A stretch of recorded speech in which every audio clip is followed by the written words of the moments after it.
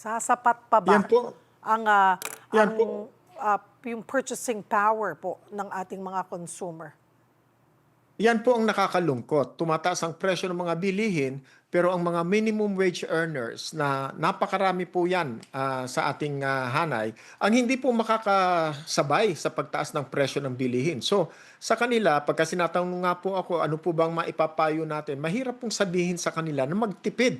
Kasi wala na po silang matitipid dahil sagad na ang kanilang income para po pangalagaan o kaya po ay bilhin ang kanila pong mga pangunahing pangangailangan sa araw-araw.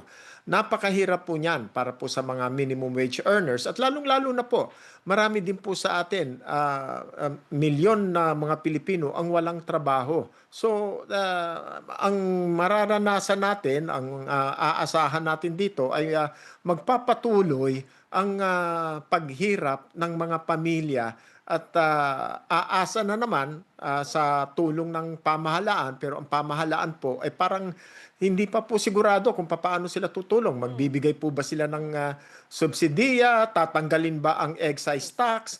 Ano po ba ang kanilang ibibigay para po sa mga mamamayan na talaga pong makakaramdam ng hirap ngayong panahon na ito?